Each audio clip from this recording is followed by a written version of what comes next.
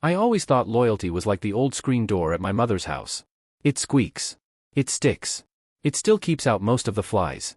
Family and love were the two hinges holding it up. Cameron had the smile everyone loved. Brooke had the eyes that made every plan feel like destiny. I believed love and family would hold even if the wind picked up. Senior year wrapped like a bow. Job offer pending. Graduate stipend confirmed. I had a ring hidden in a sock drawer and a calendar date circled in my head. Cameron cheered for me in that too loud voice he used when attention drifted anywhere but him. Brooke brushed hair from my forehead and said we should look at places closer to downtown. The apartment she liked sat 3 blocks from a rooftop bar where Cameron knew the bartender by name. People tell you that red flags show up in neon. Real ones arrive as loose threads. A forgotten scarf on Cameron's passenger seat. A perfume trace on a jacket he borrowed from me. A photo online where Brooke's hand rested on his shoulder a shade too easily. Nothing big enough to fight over, not if you want to keep your future. I told myself they were just close because I brought them together. Cameron worked as a project manager at a boutique logistics firm. Mostly spreadsheets. Some contracts. He drank with vendors who liked him for the same reason everyone else did. You never felt alone standing next to him. He introduced me to the firm's VP at a happy hour. He bragged about my GPA like it was his. The VP asked for my resume. It felt like momentum finally listened to me. Brooke had her own momentum. She picked up new clients for her social media agency, posted shots of flat whites and filtered sunlight, and talked about growth like it was a pet you could train if you fed it enough hashtags. She started a side project doing content for Cameron's company. He needed polish on investor decks. She needed a case study. I told myself it was smart to keep it in the family. The hinge squeaked, then settled. There was a late night where I woke up to Brooke laughing on the balcony, voice low, phone tilted toward her chest. She said it was a client in a different time zone. I believed her because sleep is heavy and trust is heavier. The next morning she said she wanted to plan a weekend trip, somewhere small and quiet, somewhere we could talk about the ring I was definitely not hiding in a sock drawer. I smiled at the future mirroring my face. Cameron asked me to look over a spreadsheet he called sensitive. Huge client. Big bonus if they landed it. He left his laptop on my kitchen table and ran out for tacos. I clicked through tabs and found a folder lined with cleaner file names than he usually used. Timesheets. Vendor payments. One document sat with a date from 2 weeks earlier and an innocuous title. I opened it. The numbers did not line up. For figures repeated in places they should not. Expense fields copied into revenue columns. He came back fast. He shut the screen with 2 fingers and a grin that missed my eyes. He said I should stop working and eat. He said I looked tired. He spilled hot sauce on my table and apologized in that loud voice that told everyone else to look away. The weekend trip never happened. Brooke said we had too much going on with Cameron's deal and my interviews. She sent me a playlist instead, a string of songs about patience and payoff. The hinge stuck at the bottom of its swing. The night before everything changed she kissed me at the door and said she loved me for my steadiness. I told her I loved her for her fire. She laughed and said fire needs walls so it does not burn the house down.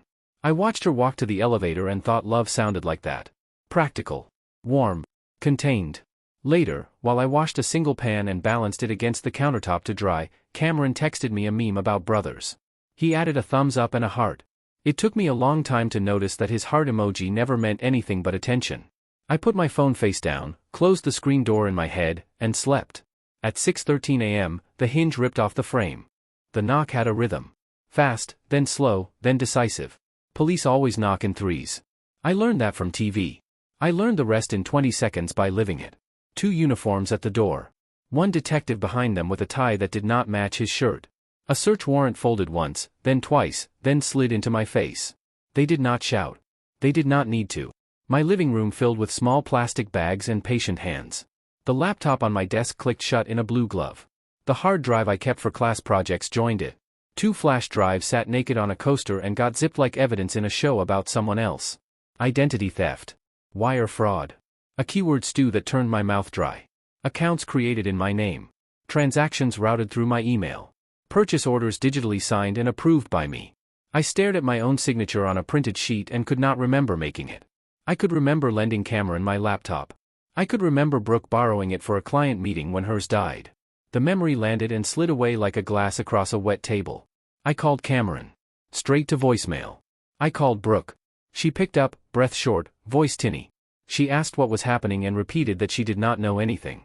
She asked me where my passport was. That question will sit with me for the rest of my life. At the station, the detective with the wrong tie listed facts as if they were stones in a line. New business credit card in my name. Vendor accounts created for shell companies. IP addresses from my apartment. A transfer the night before to an account that traced back to a supplier Cameron had complained about. He asked why so many traces led home if I was not the one cooking this. I said anyone with my keys and my devices could have cooked it. I said my brother and my girlfriend both had access. He wrote without looking up. The arraignment came with fluorescent lights and a bench that tried to make your back give up. Brooke sat 3 rows behind the prosecutor. Cameron stood by the far door and kept his eyes on the floor. When my name was called, the prosecutor framed me as a clever cheat who left crumbs because arrogant men believe crumbs are charming. Bail set. Terms given. The room smelled like old coffee and coin-operated fear. The worst moment was smaller than all that. Out in the hall, just for a second, Cameron caught my eye. He tilted his head like a man trying to hear across a loud street. Then he put a hand to his chest and mouthed, "Sorry," before he turned away. It was not the word of a man who did something wrong. It was the word of a man who was sorry I was standing in the way. My lawyer looked like a substitute teacher who had seen every trick and graded them all the same. He told me cases like this rest on paper more than people. He told me we would fight the paper. He told me to stop calling my brother and my girlfriend. I did not call them again because he was right, and because I did not know what I would say that would not make me sound like a stranger to my own life. Days became a calendar nailed to my wall inside a small room that did not belong to me. Time stretches when you count it wrong. The bail money took a chip out of my savings that felt like a tooth breaking. I kept thinking of the ring in the sock drawer. I kept thinking of Cameron's cheerful voice ordering tacos. I kept thinking that my future had slipped out the back door while I smiled for photos. Then a thing I still call merciful happened. A janitor found a phone under a bench in the courthouse. It had no case and a cracked corner and a wallpaper photo of a river I recognized from Cameron's hiking trip last fall. It belonged to my brother. It went to Lost and Found. After 2 days, no one claimed it. After 3, the detective with the wrong tie took a peek with a warrant in his back pocket. That phone contained messages. Some were harmless. Some were receipts. A few were maps. The detective called my lawyer and asked to meet. He showed us 2 messages from a contact saved as B. The dates lined up with late nights and early mornings. The words were short, no names, no details, just confirmations and green lights. The final message was a photo of my laptop on my kitchen table, trackpad smudged with fingerprints, post-it note on the corner with my email written in Brooke's handwriting. The detective said he still did not have a clean line. He said the IPs were mine and the transactions were approved with my credentials. He said someone could say they were protecting me by keeping me out of the specifics. He said it might be a conspiracy that kept the golden child out of the dirt while the steady brother carried it. I went home that night under curfew with ankle plastic whispering at my sock. The sock drawer sat open like a mouth. The ring box was there. Empty. Part of me wanted to break something. Another part of me understood that anger is a luxury for people who are not drowning. I sat at the table where Cameron had spilled hot sauce and wrote a list. Every place he and Brooke overlapped. Every night they worked late. Every client that existed only on paper. Every hinge that squeaked before the door finally fell off. The last line of the list read, "If they took my future, they must have left fingerprints on it." I pressed the pen so hard the tip snapped. There is a kind of silence that grows teeth. Curfew hours have that sound. No sirens. No upstairs neighbor moving furniture. Just your own breath counting seconds that refuse to be spent. I filled the silence with tasks. My lawyer suggested a forensic specialist who used to wear a federal badge. Marissa arrived in a jean jacket and carried a laptop the size of a book. She asked for every device I touched, plus the ones I never wanted to see again. She asked about logins, routers, Wi-Fi extenders that hum in corners and become part of a room. She asked about Brooke's access and Cameron's casual borrowing. She did not ask how I was holding up because her work did not require feelings. She taught me that identity theft is less about stolen names and more about stolen habits. Someone had learned me. They typed like me. They used my passwords but only after resetting them in ways that would not trigger alerts. They made mistakes, though. Everyone makes mistakes. A timestamp landed 2 minutes after my badge pinged the library scanner across town. An approval occurred while my phone's GPS placed me in a clinic waiting room. The gaps were narrow. They were there. Brooke posted photos like she always had. She tagged brands. She tagged places. She tagged Cameron once by accident then removed it a minute later. People saw it anyway and assumed it was a funny misclick. I watched a live story of hers from a rooftop. The angle of a glass reflection showed Cameron's watch, the one with a scratch from when we were kids and he tried to take offense at a sprint.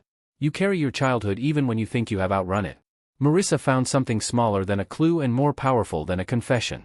A cloud backup on Cameron's lost phone had been partially synced to an old email he rarely used. She traced credentials through a password manager that did not lock when it should have. Inside that backup sat a note app folder with 3 entries. Titles, keys, schedules, risk. Keys contained fragments. My old college password prefix. Brooke's mother's maiden name. The street where we grew up, misspelled in the way our grandfather always said it. Schedules contained screenshots of my calendar entries mixed with Cameron's. Brooke's initials marked overlaps. Some overlaps matched late nights that had felt like hustle. Others matched nothing I could recognize. Risk was short. One line read, "He will believe anything if I look at him like I did on his birthday." Another line read, "Nothing ties back if the deliveries look like vendor returns." The last line read, "Do not keep the ring." That felt like someone leaning over my shoulder while I wrote a grocery list. Marissa told me that none of this would matter without clean chain of custody and patient amplification. She knew a prosecutor who hated shortcuts and loved paper. She told me to stop watching Brooke stories and to stop texting drafts I would never send. She said I needed a second list. The first list had been about what they took. The second would be about how I would take back something worth more. It starts with money. Always money. Cameron's company had been patching its numbers. Vendor returns looked like credits. Credits looked like bonuses. Someone needed a fall guy the day the numbers stopped pretending to make sense. My credentials and my IP gave them the perfect shape. Brooke wanted leverage. She had no affection for him beyond the kind that keeps score. He wanted a clean reflection in the mirror. She wanted a higher floor level and a better bottle on the table. We filed a motion to compel disclosure of network logs from Cameron's firm. The firm fought. The judge ordered. Paper appeared. Marissa traced late-night logins approved by a machine that sat in Cameron's office, then tunneled through my apartment network while my phone slept. There are patterns in fraud the way there are patterns in weather. Anyone who studies long enough can see the front arriving. The detective with the wrong tie became the detective with 2 folders. One held my name. One held Cameron's. He made fewer jokes. He kept the folders separate until he did not. I needed one more thing before the trap could set. A voice. Words from Brooke that crossed the line between suspicion and conspiracy. I was not going to threaten. I was not going to beg. I used the one thing I still had that they did not. The truth stood still while they kept moving. Brooke agreed to meet because curiosity has its own gravity. We sat on a bench near the art museum where she had once cried at a painting of a field because it looked like a memory she could not place. She wore sunglasses that reflected a smaller, thinner version of me. I asked if she had my ring. She said I was being dramatic. I said I just wanted to know if she kept it. She said, even if I did, it would not be yours anymore. I told her the prosecutor had Cameron's notes. The words risk and keys and schedules. I told her about the cloud backup and the lost phone and the way IPs tell time like a metronome. I told her the only thing missing was intent in her voice.